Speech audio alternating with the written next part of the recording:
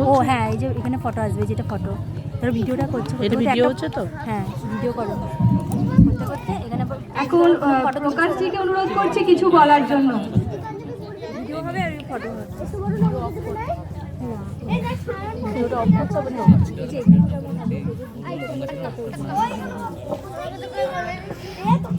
Hello সবাই student, তুমি একটু এই চেয়ারটাই বসো, পেরেন্টস, গার্জিয়ানস যারা এসছেন, গুরুমা, বা এইদিকে। মদন খানজি, গেস্ট অতিথি যারা এসছেন, আমি সবাইকে স্বাগত জানাচ্ছি। তার কিছু লিখতে হবে না? না, হচ্ছে মা যখন বলে দিয়েছেন যে তুমি সন্তান, আমার সন্তান, সব কিছু প্রকাশ আছে, তাহলে সন্তানের ডিউটি যে মায়ের যে ইচ্ছা হয় ওটা যোগদান দিয়ে থাকে। তাহলে এখানে লোক হচ্ছে যারা স্টুডেন্ট আছে, ওরা নিশ্চয়ই 5 বছর পরে, 6 বছর পরে, 7 বছর পরে they will become a very good human being. Not only student, এখানে শেখানো হচ্ছে সেভাবে। তাহলে আমার একটা ছোট কন্ট্রিবিউশন আছে, মা তো একটু বড় করে বলে দিলেন, আমি অত যথেষ্ট নেই, কিন্তু আমার যে কন্ট্রিবিউশন হচ্ছে ওটা করতে থাকবো সব দিন। মাকে ধন্যবাদ, প্রণাম, সবাইকে প্রণাম। এখন নিভা মাকে অনুরোধ করা হচ্ছে কিছু বলার জন্য।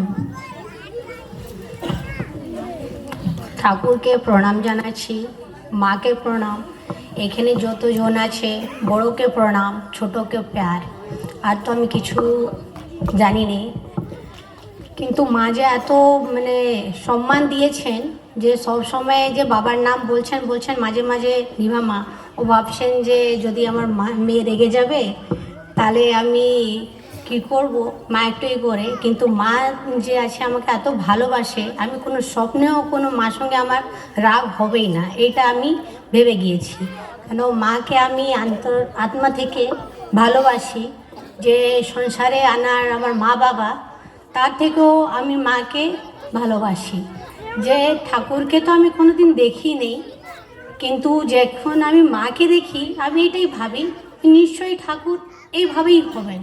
কেন মা এত যে করছেন, একটু মায়ের ভিতরে ঠাকুরই আছেন।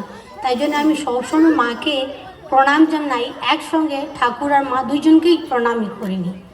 তারপরে আমরা কি করতে পারবো যদি ঠাকুরের আশীর্বাদ, মায়ের আশীর্বাদ না থাকে, তাহলে তো আমরা কিচ্ছু করতে পারবো না। এই যে আমি আজকে ভাবছি যে এটা করে দেব, কিন্তু হট করে কিছু হয়ে গেল, তাহলে তো আমি করতে পারবো না। বাবা বলছে মা ঠিক আছে আপনি করুন। তারপর আমি একটাই কথা বলি যে ঠাকুর দেখুন, আপনার ছেলেটা এই কথাটা বলেছেন, কিন্তু আপনারই যে আপনি ওইটা সত্য করে দেবেন।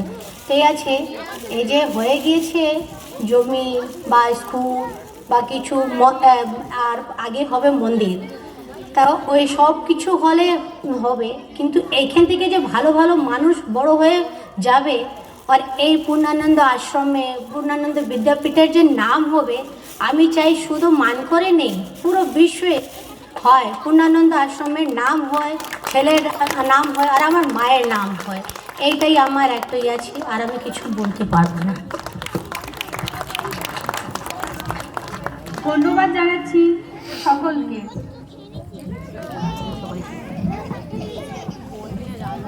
হ্যালো, বলছি আনন্দম রেসিডেন্স যারা সবাই আছেন স্টেজে চলে আসুন। আনন্দম রেসিডেন্সি থেকে বিবেকানন্দ ঠাকুর, সুশান্ত জি এবং রিন্টু জি। অনন্ত রেসিডেন্সি থেকে বিজয় সিং, গৃহপ্রবেশ থেকে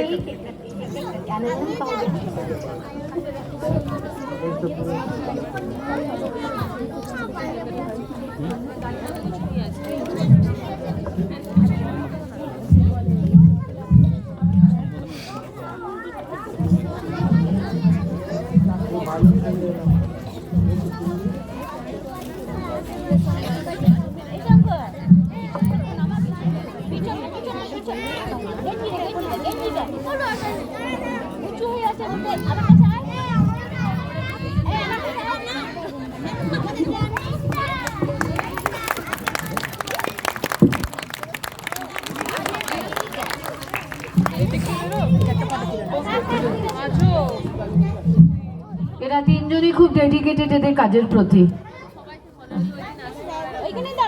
না না, করুক করুক।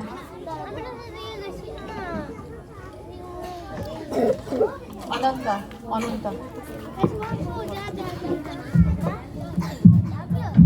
এখন মঞ্চে ডেকে নিচ্ছি অনন্ত রেসিডেন্সি থেকে বিজয় সিংজিকে।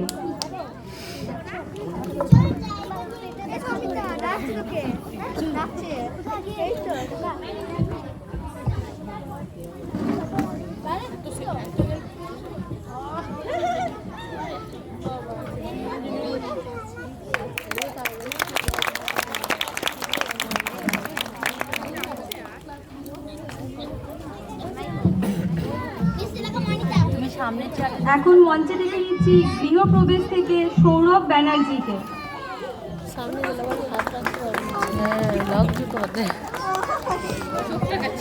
অসুবিধা হলে মানে এইখানে কটা চেয়ারে বসতে বারণ করবে দাও। ও সামনে চেয়ারে বসতে না করবে। হ্যাঁ বসতে বারণ করবে।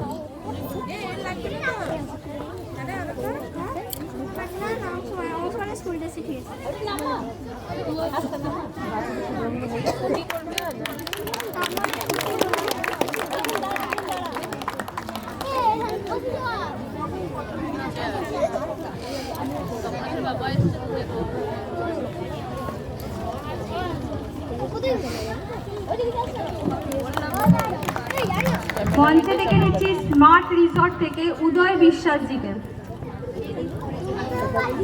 উনি এখনো পর্যন্ত এসে পৌঁছাননি। ডেকে নিচ্ছি জনপ্রিয় থেকে রিজু ভট্টাচার্য মহাশয়কে।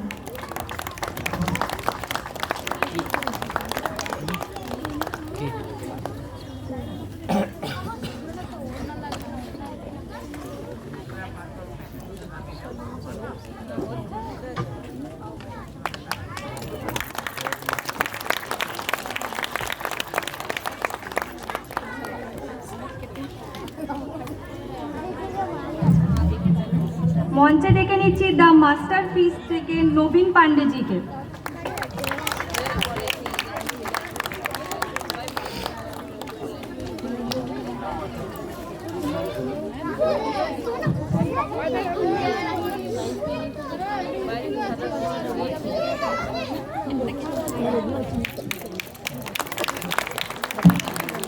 মঞ্চে ডেকে নিচ্ছি 99 বিল্ডার থেকে রাজেশ জিকে।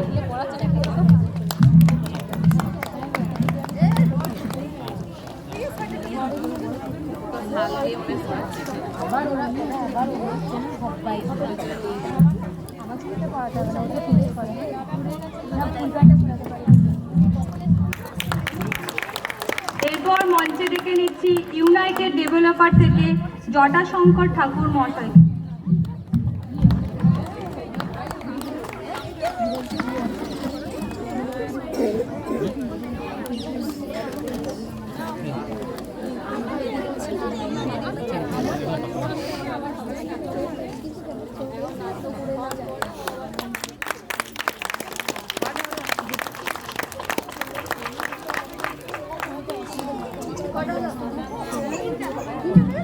সকল অতিথিদের জানাই অসংখ্য ধন্যবাদ।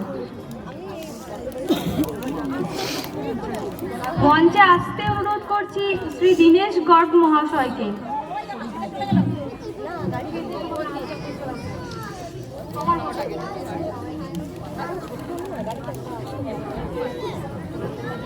আচ্ছা, ওনারা এসেছে, একটু পরেই মঞ্চে উপস্থিত হবে। ততক্ষণ আমরা আমাদের মূল আচ্ছা, এতজনের মধ্যে আমি যারা নিঃশব্দে নীরবে আছে আমাদের সাথে স্কুলের সুখে দুঃখে, আর এই স্কুলের সেক্রেটারি হিসেবে অনিমেষ নায়ক, আর খুব নিঃশব্দ ডোনার হচ্ছে দীপঙ্কর চক্রবর্তী। এদের প্রত্যেককে আমি মঞ্চে আসতে বলছি একটু।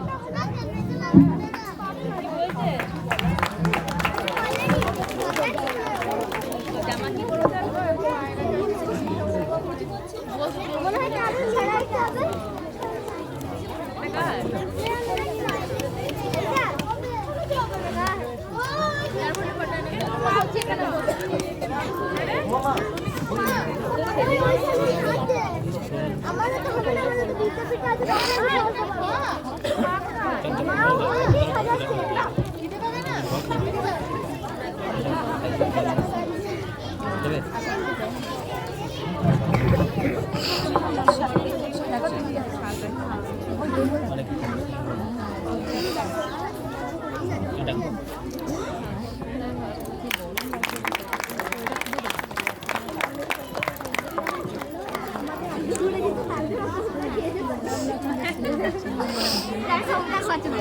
ব্যথা হয়ে গেল।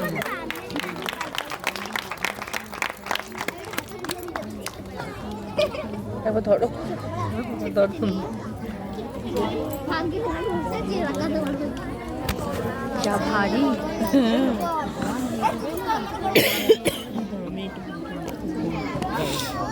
চলতে বাচ্চাদের সাথে ইয়ে হবে আর কি, যখন বাচ্চাদের সব ঠিকঠাক নিজেকে দাম করতে হবে, তখন তো বাচ্চারা পারে না, একটা বছর দেখে শিখে নিতে হবে।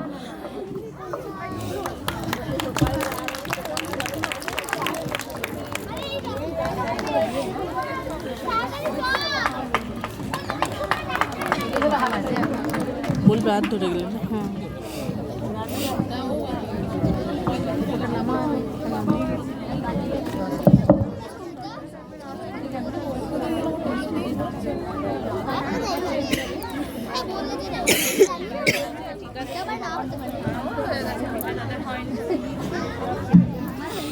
এখন আমরা আমাদের অনুষ্ঠানের মূল পর্বে প্রবেশ করার জন্য মাননীয় সভাপতি মহাশয়ের কাছে অনুমতি চেয়ে নিচ্ছি।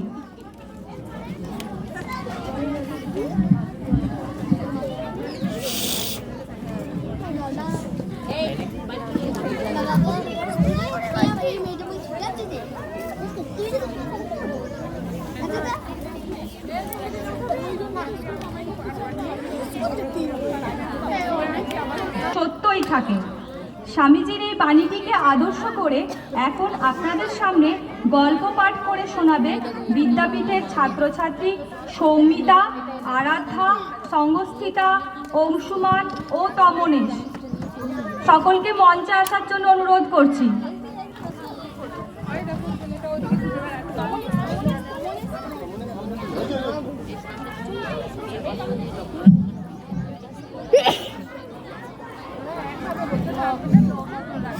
যারা অংশগ্রহণ করবে তারা আস্তে আস্তে মঞ্চে চলে এসো।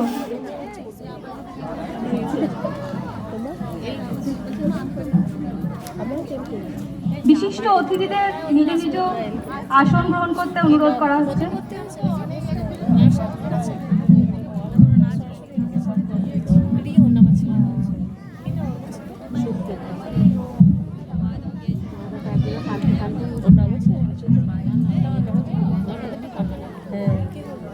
ওই যে কি প্লাগ নিয়ে কিছু করাবে।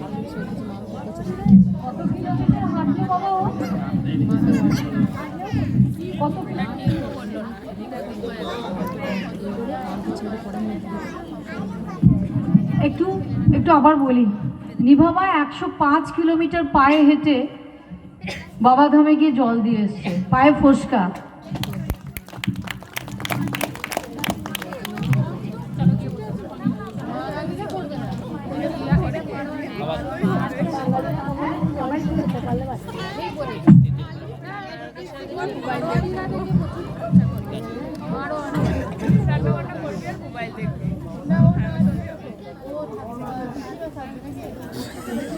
একটু সময় চেয়ে নিচ্ছি।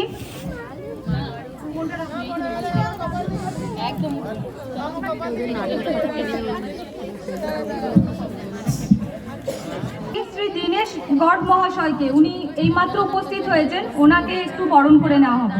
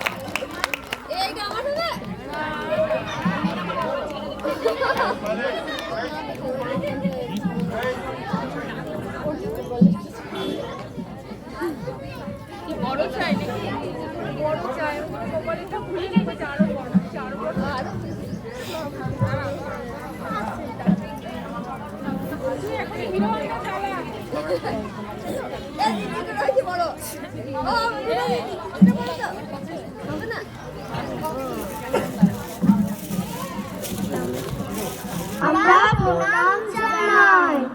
আমরা তৃতীয় শ্রেণীর ছাত্র ছাত্রী। আমরা একটি গল্প পাঠ করে শোনাবো। ছোটবেলা থেকেই নরেন সত্যের পূজারী। যা সত্যি বলে জানে তা জোর দিয়ে বলতে চায়। একদিন ভূগোলের ক্লাসে একটা কাণ্ড ঘটলো। শিক্ষক মশাই নরেনকে প্রশ্ন করলেন। নরেন জবাব দিল। বলো তো দেখি নরেন, সবচেয়ে ছোট মহাদেশ কোনটি? ওসিয়ানিয়া। উত্তরটা ভুল হয়েছে, উত্তরটা হবে আন্টার্কটিকা।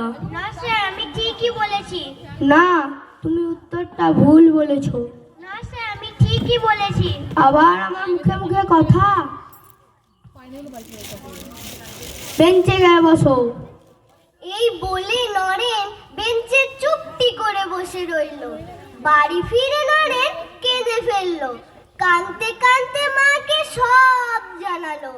মা তার গায়ে মাথায় হাত বুলিয়ে বললেন, তোর যদি ভুল না হয়ে থাকে মন খারাপ করিসনি নরেন। যত অসুবিধার মধ্যেই পড়িস না কেন, অন্যায় সহ্য করতে হবে হয়তো অনেক সময়, কিন্তু সত্যের পথ ছাড়বি না কখনো। শিক্ষক মশাই পরদিন ভূগোলের বই খুলে দেখলেন ভুলটা তারই ছিল। নরেন ঠিকই বলেছে। তাই তিনি নরেনকে ডেকে তার কাছে দুঃখ প্রকাশ করলেন এবং বললেন, বাবা নরেন, তোমারই উত্তরটা ঠিক ছিল, আমারই উত্তরটা ভুল ছিল। তাই তোমাকে আমি আর কোনো দিন অবজ্ঞা করব না। এই বলে আর কখনোই নরেনকে তিনি অবজ্ঞা করলেন না। কে জানো এই নরেন? ইনি হলেন নরেন্দ্রনাথ দত্ত। সারা বিশ্বে যিনি স্বামী বিবেকানন্দ নামে পরিচিত। শুধু আমাদের দেশকেই নয়, সারা পৃথিবীকেই তিনি মানব মুক্তি ও মানব সেবার পথ দেখিয়েছেন। স্বদেশকে তিনি নিজের মায়ের মতন ভালোবাসতেন। নমস্কার। খুব সুন্দর। অনেক অনেক শুভেচ্ছা জানাই সকল অংশগ্রহণকারীদের। তোমরাও যেন স্বামীজির মতো সত্য কথা বলতে পিছপা হয়েও না। সবসময় সত্যের পথে এগিয়ে যেও। শিক্ষিকা বৃন্দ গানে আছেন গার্গী ভট্টাচার্য, সঞ্চিতা রুদ্র, সোনালী নন্দী, উমা মুখার্জি, মৈত্রী সেন, প্রিয়াঙ্কা নন্দী ও মৈত্রী দত্ত। তবলায় সংগত করবেন বিশ্বজিৎ ভট্টাচার্য ও বক্তব্য পাঠে নিরুপমা রুদ্র।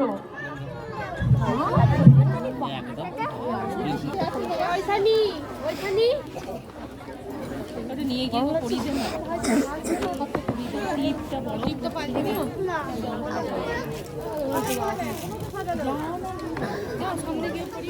এইদিকে যাও, ঘুরিয়ে না ঘুরিয়ে নাকটা দেখানো হবে। নাকটা আছে, মুখে দেখাবো না। নাকটা আছে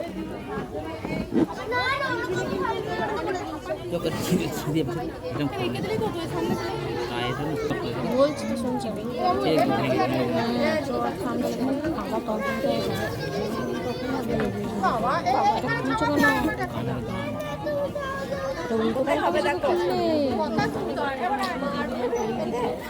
বেচারাকে ডেকে নিয়ে এলো।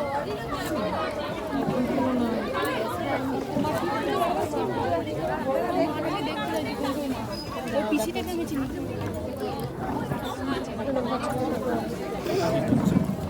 বললাম তো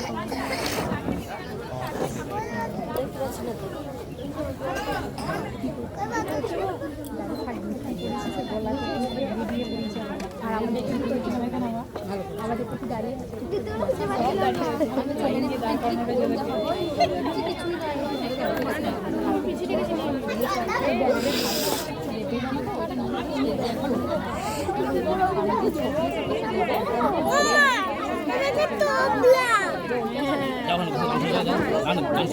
শিখবো তবলা বাজানো।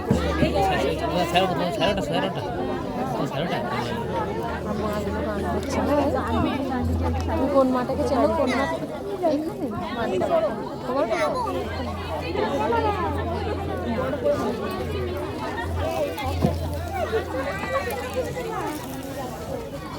কিছু শেখে না না আসলে শিখে দিইনি।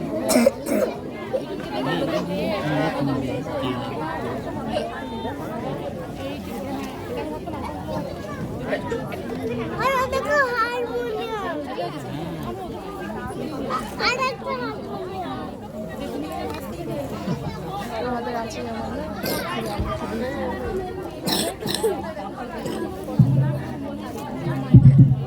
এইমাত্র উপস্থিত হয়েছে আমাদের মানকর হাই স্কুলের প্রধান শিক্ষিকা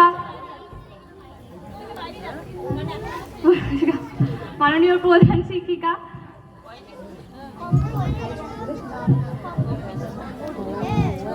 অর্পিতা ম্যাম, তো ওনাকে বরণ করে নেওয়া হচ্ছে।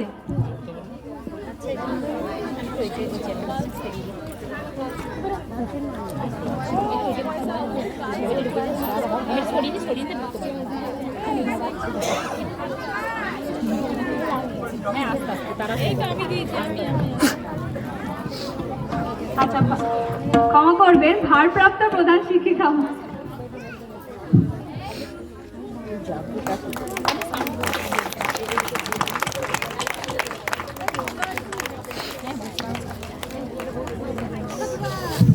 ওনাকে কিছু কথা বলার জন্য অনুরোধ করা হচ্ছে।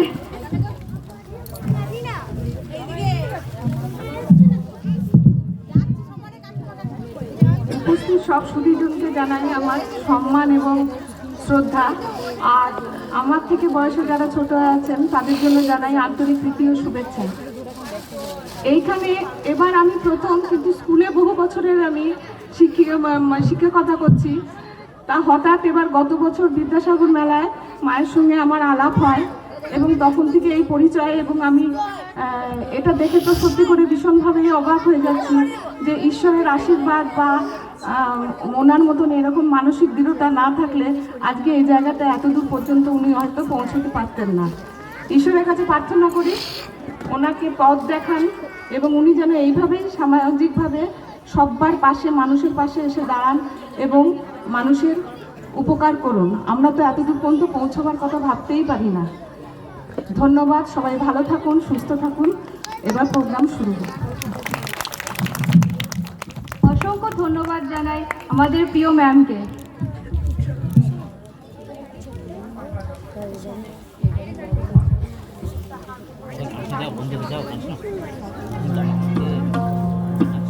নমস্কার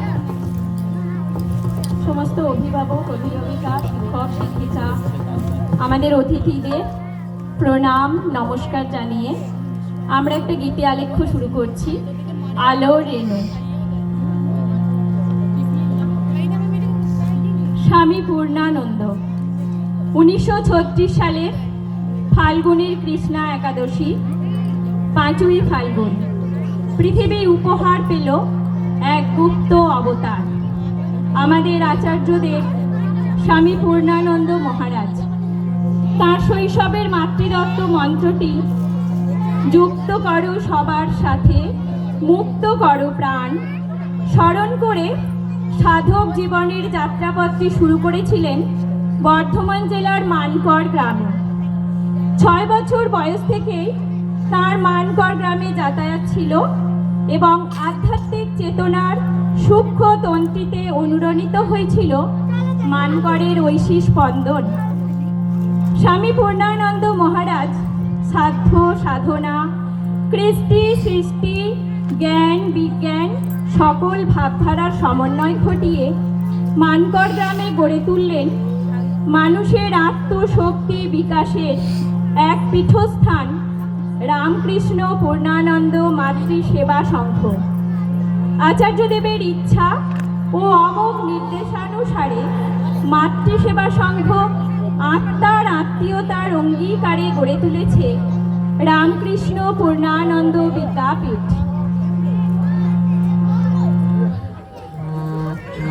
প্রেমের ঠাকুর পূর্ণানন্দ তোমারে প্রণাম করি। দিদি মন্দিরে সদা বিরাজিছ তুমি যে দয়াল হরি, তুমি যে দয়াল হরি। প্রেমের ঠাকুর পূর্ণানন্দ তোমারে প্রণাম করি। দিদি মন্দিরে সদা বিরাজিছ তুমি যে দয়াল হরি, তুমি যে দয়াল হরি। আশা নিরাশার নদী দোলা চলে, জীবনের তরি ভেসে ভেসে চলে। কান্ডারি হয়ে তুমি ধরো হাল, নর রূপে অবতরী। তুমি যে দয়াল হরি। প্রেমের ঠাকুর পূর্ণানন্দ তোমারে প্রণাম করি।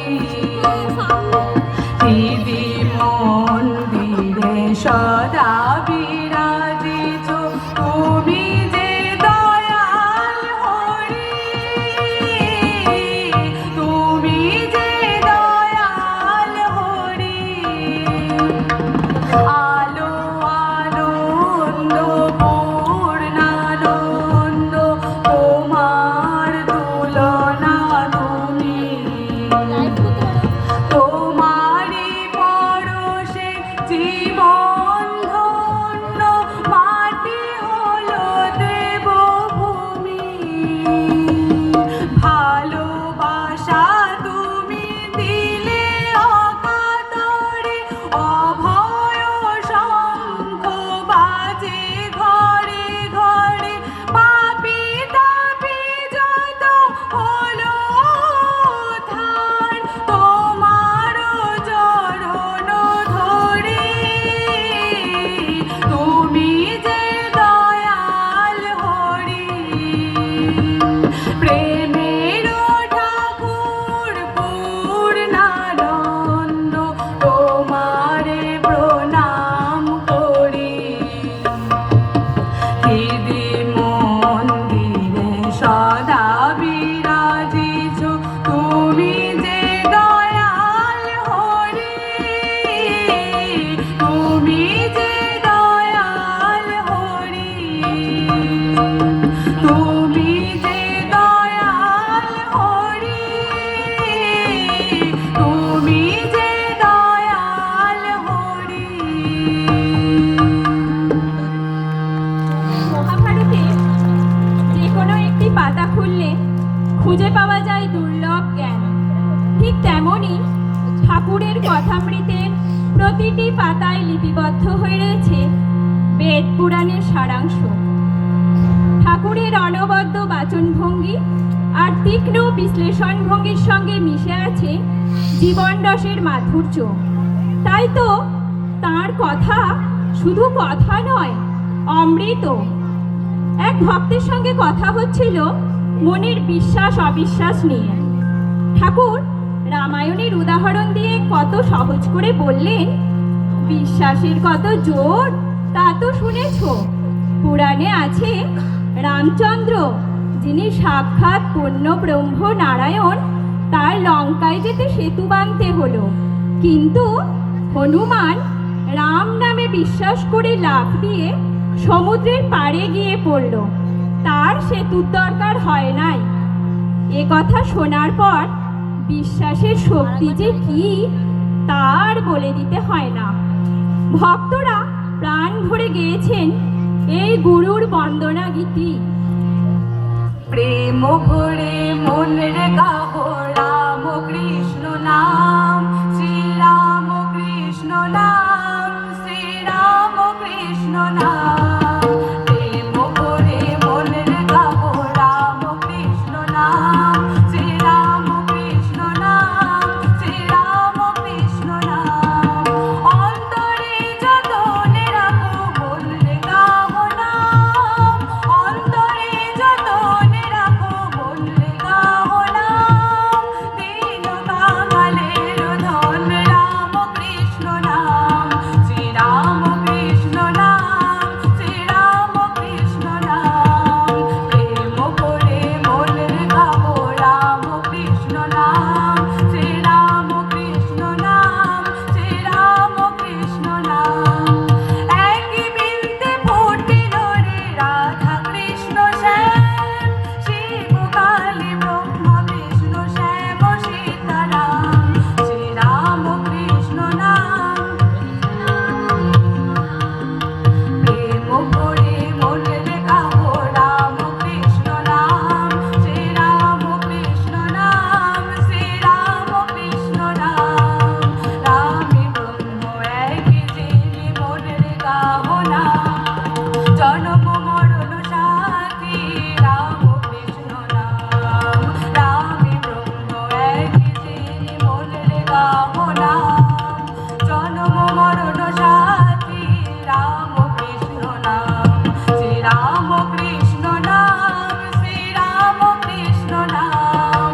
প্রেম করে মনের গাহ রাম কৃষ্ণ নাম, শ্রীরাম কৃষ্ণ নাম, শ্রীরাম কৃষ্ণ নাম, শ্রীরাম কৃষ্ণ নাম, শ্রীরাম কৃষ্ণ নাম, শ্রীরাম কৃষ্ণ নাম, শ্রীরাম কৃষ্ণ নাম।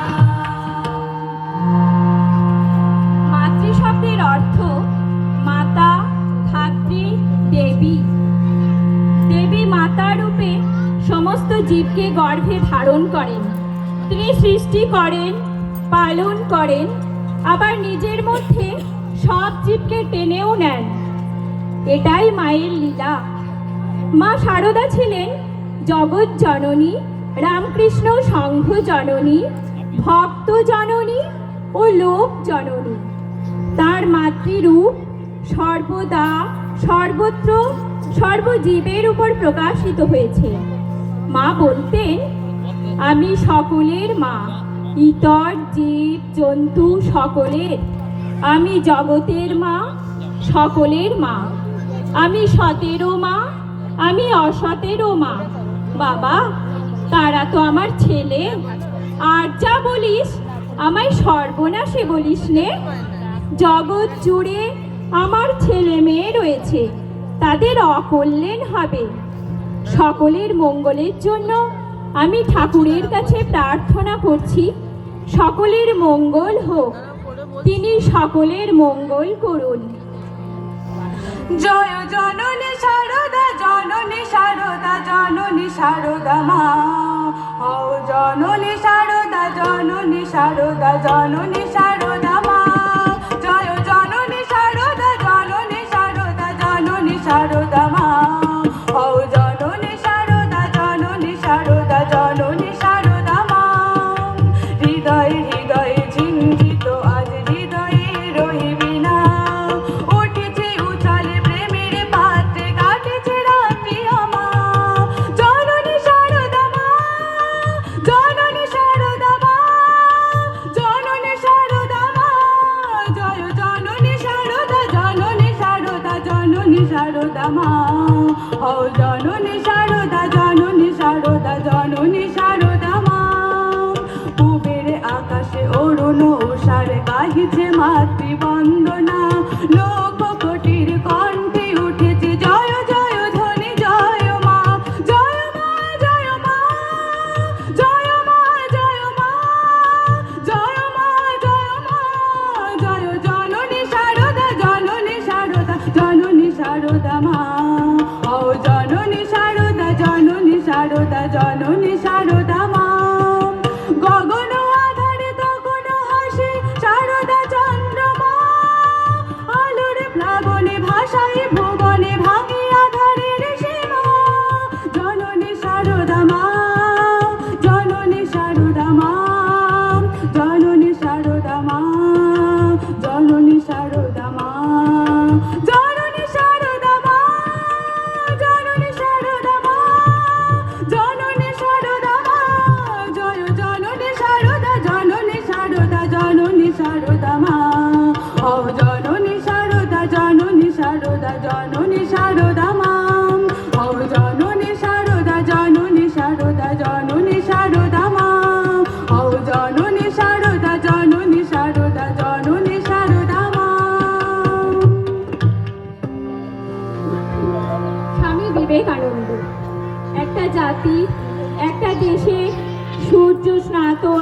মহাভাবের নাম, যে নাম দেশকে ছাড়িয়ে বৈশ্বিক, জাতির ক্ষুদ্রতাকে ছাড়িয়ে আন্তর্জাতিক হয়ে উঠেছে ক্রমে ক্রমে।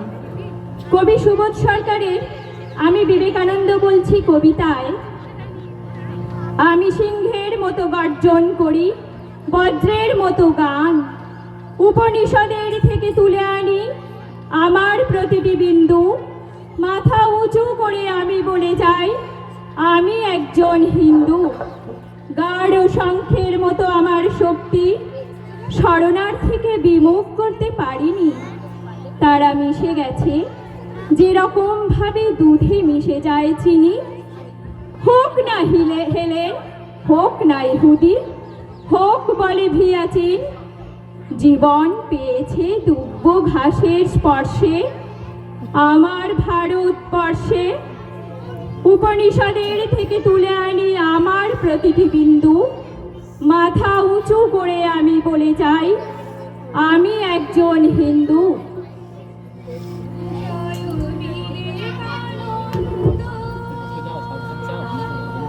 জয় বিবেকানন্দ, জয় বিবেকানন্দ, সন্ন্যাসী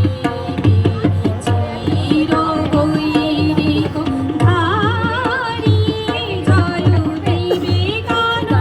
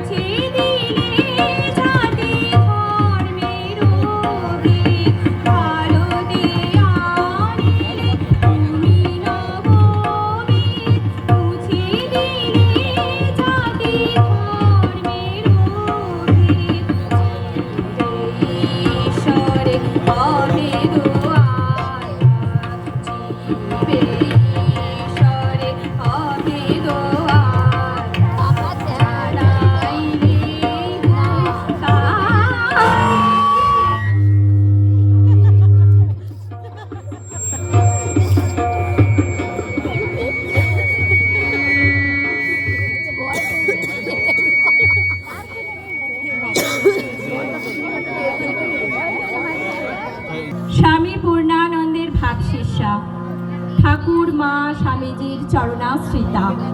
স্বামী পূর্ণানন্দের কর্মযজ্ঞে নিজেকে আহুতি দিয়েছেন। তাঁরই নিরলস প্রচেষ্টায় ঠাকুর পূর্ণানন্দের কৃপায় গড়ে উঠেছে আমাদের স্বপ্ন শিক্ষা কেন্দ্র রামকৃষ্ণ পূর্ণানন্দ বিদ্যাপীঠ। ঠাকুর রামকৃষ্ণের ভাবাদর্শ, মা শারদার স্নেহাশ্রিত, স্বামীজির চেতনা এবং স্বামী পূর্ণানন্দের পূর্ণ আশীর্বাণী এই বিদ্যাপীঠের আদর্শ। আমাদের সবার বড় মা, যিনি এই বিদ্যাপীঠের কর্ণধার, যিনি আমাদের আদর্শ, আমরা সকল শিক্ষক শিক্ষিকা তাকে আভূমি প্রণাম জানাই।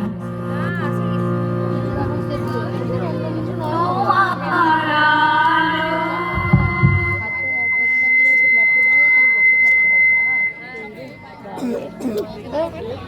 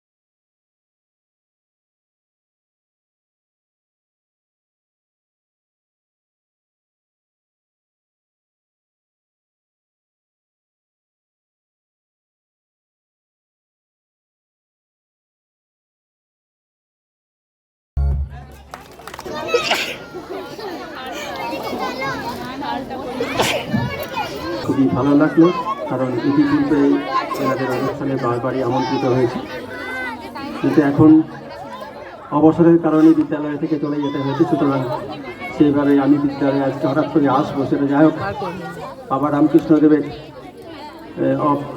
হয়তো কৃপায় আমি আজকে এই মুহূর্তে এই জায়গায় আসতে পেরেছি। আজকে এই অনুষ্ঠানে যারা আমন্ত্রিত প্রত্যেক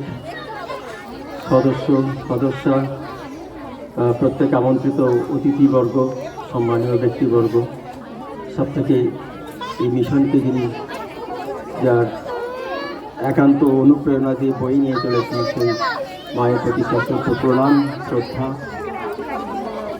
এবং শুভেচ্ছা জানিয়ে দু একটা কথা বলছি। একটা শিক্ষা প্রতিষ্ঠান একটা ছোট্ট বাচ্চাকে একদম ছোট্ট বাচ্চাদেরকে থেকে ওনারা শুরু করছেন। তাদেরকে একদম কি একটা জাস্ট মাটিকে একজনকে দিয়ে দেওয়া হলো, তুমি সেই মাটি নিয়ে রাম করবে না রহিম করবে না বাঁদর করবে না ঈশ্বর করবে, তার উপর সব কিছু নির্ভর করবে। তাই সেই শিশু মন এসে পড়েছেন এনাদের হাতে, এবং রামকৃষ্ণের পদধূলি ধন্য, রামকৃষ্ণের কৃপায় যে আশ্রম গড়ে উঠেছে, যদিও পদধূলি এখানে হয়তো পড়েনি, কিন্তু তার আশ্রম বা তার কৃপায় যে আশ্রম গড়ে উঠেছে, তার আদর্শে তার জায়গায় এসে পড়ছে একটা ছোট্ট শিশু। সে একটা নির্দিষ্ট ভালো জায়গাতেই আসছে, এবং সেখান থেকে নিঃসন্দেহে সেই মাটি থেকে সে বাঁদর তৈরি হবে না কখনো। সে সেখান থেকে ঈশ্বর না হোক, একজন রামকৃষ্ণ হতে পারে, একজন আদর্শ মানুষ তৈরি হবে। এই আজকে যে সমস্ত মা বাবারা যাদের সন্তানদেরকে একটা ভবিষ্যৎ আদর্শ চিন্তা ভাবনা করে এই জায়গায় এনেছেন, তারা সত্যি একটা ভালো সিদ্ধান্ত নিয়েছেন, এবং তাদের প্রত্যেকের প্রতি আমার শুভেচ্ছা থাকলো, এবং সেই সমস্ত বাচ্চাদের প্রতি আরও বেশি উন্নতি করুক, তাদের প্রতি এই ঈশ্বরের কাছে কামনা করছি।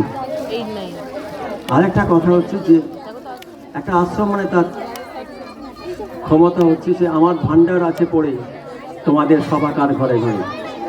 শূন্য থেকে শুরু করে মাকে আজকে তৈরি করতে হয়েছে এই বিদ্যালয়, এবং এই বিদ্যালয় তৈরি করার জন্য বা তার সমস্ত বিষয়ের দিক থেকে একটা খরচা আছে, এবং সেই মহৎ কাজটি করার জন্য যারা এগিয়ে এসেছেন তারা আরও বেশি এই এলাকার জন্য অনেক বেশি চিন্তা ভাবনা করেছেন, এবং তাদের মহৎ আদর্শে কিন্তু কোনো কিছু ধন্যবাদ দিয়ে তাদেরকে ছোট করা যায় না। তবে সব থেকে দুঃখের কি জানেন, আজকের দিনে আস্তে আস্তে শিক্ষার দাম কমে যাচ্ছে। একদম আপনি চিন্তা করে দেখুন যে প্রকৃত শিক্ষায় শিক্ষিত হচ্ছে, পরীক্ষা দিচ্ছে, কিন্তু তার পরীক্ষা কার্যকরী হচ্ছে না, তার দাম বেড়ে যাচ্ছে কোথায়। এটা খুব অপ্রিয় সত্য কথা, কিন্তু কিছু মনে করবেন না। আজকে একজন শিক্ষক হিসেবে কথাটা বলতে ইচ্ছা করছে যে সম্মান তাদের যার টাকা আছে। শিক্ষার দাম অবশ্যই, কারণ আমাদের স্কুলে যখন পড়তাম মাস্টারমশাই পড়ানোর সময় বলছেন যে তুমি ভালো শিক্ষিত হলে তুমি কত নম্বর পেয়েছো, 1 পেয়েছো। তুমি ভালো খেলাধুলা করতে পারো, তার পিঠে একটা 10 হলো, 0 হলো, 10 গুণ বেড়ে গেল। তুমি ভালো গান বাজনা করতে পারো, আরও একটা 0 বস্তু। তোমার ভালো বক্তব্য, ডিবেট, আবৃত্তি ইত্যাদিগুলো করতে পারো, আরও একটা 0 বস্তু। অর্থাৎ আমার প্রত্যেকটা 10 গুণ করে বেড়ে যাচ্ছে আমার নাম্বার। কিন্তু তুমি শিক্ষিত হওনি, উনি একটা মুছে দিলেন, অর্থাৎ সমস্ত কিছু প্রয়াস তোমার 0। তা সত্ত্বেও বলতে হচ্ছে এখন টাকার দাম। আজকে একটা ভালো ভালো রাজনৈতিক পদ কিন্তু টাকা দিয়ে কেনা হচ্ছে। এটা কেন বলছি, যে সত্যি করে আজকে শিক্ষাকে মূল্য দিতে গেলে এই বিষয়গুলোকে আমাদেরকে প্রতিবাদ করতে হবে।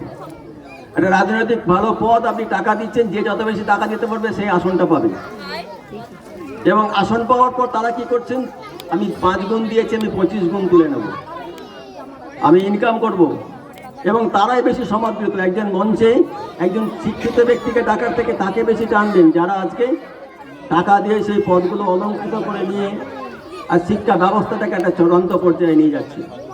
দীর্ঘদিন ধরে বেকার ছাত্ররা পড়াশোনা করে বসে আছে রাস্তায়।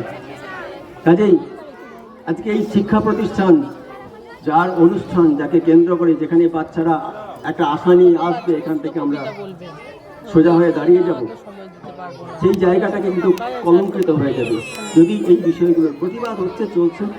আশা করি আগামী দিনে একটা সুন্দর পরিবেশ গড়ে উঠবে, যেখানে একটা আদর্শ ছাত্র তার শিক্ষার মর্যাদা পাবে এবং তার জীবনে প্রতিষ্ঠিত হতে পারবে।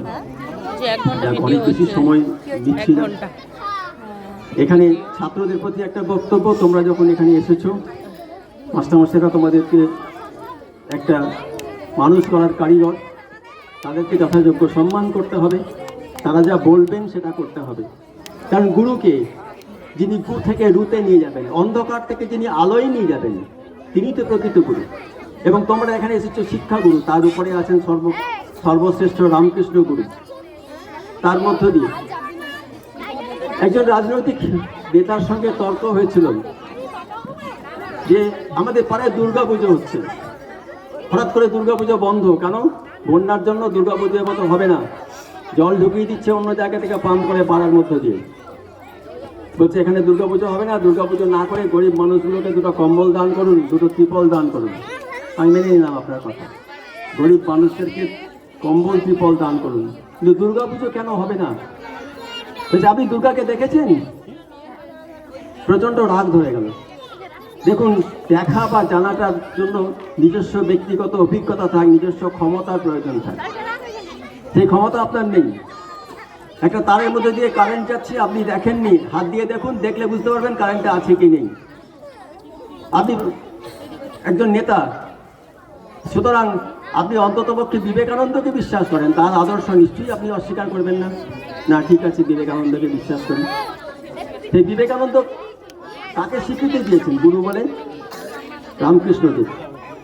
সেই রামকৃষ্ণদেবকে বিবেকানন্দ মেনে নিয়েছেন। বিবেকানন্দকে মানতে কারো অসুবিধা কিছু নেই, রামকৃষ্ণকে মানুন বা না মানুন। কিন্তু বিবেকানন্দ যখন রামকৃষ্ণকে গুরু বলে স্বীকার করে নিয়েছেন, সুতরাং বিবেকানন্দকে যদি মানি, রামকৃষ্ণকে মানতে হবে। আর সেই রামকৃষ্ণদেবের সেই ক্ষমতাটা ছিল, তিনি দেখতে পেয়েছিলেন, তিনি সরাসরি কালীর সঙ্গে কথা বলতেন। তিনি প্রমাণ করেছেন দেবতা আছে কি নেই, তার অস্তিত্ব থাকে। সুতরাং আপনি কি করে বলবেন নেই? কি করে বললেন যে আপনি দেখেননি বলে ঈশ্বর নেই? আপনি তো আপনার সেই নেতাদেরকে দেখেননি, তারা অনেক আগে মারা গেছেন, তাদের গলায় মালা দিচ্ছেন কেন? তাদের তবে দেখেননি যে শিশুটি মাতৃগর্ভে থাকাকালীন তার বাবা মারা গেছে, সে তো কোনোদিন বাবাকে দেখেনি, সে বাবাকে শ্রদ্ধা করবে না? আর আজকে একটা প্রতিষ্ঠানকে কেন্দ্র করে বিভিন্ন রকমের মানুষ করে খাচ্ছে। সুতরাং আজকে সেই আদর্শ পুরুষ, যিনি দেবতাকে আছেন কিনা তে প্রমাণটা করে দিয়েছেন, জনগণের কাছে সেই উত্তরটা দেওয়ার জায়গা করে দিয়েছেন, তিনি রামকৃষ্ণ এবং তার আদর্শে অনুপ্রাণিত বিবেকানন্দের। তাদের আদর্শে যদি আমরা অনুপ্রাণিত হতে পারি, আজকে এই বাচ্চারা যদি আগামী দিনে সেই আদর্শে অনুপ্রাণিত হতে পারে, তবে এই স্কুলে পড়া তাদের সার্থক হবে। তারা এগিয়ে নিয়ে চলছেন, তাদের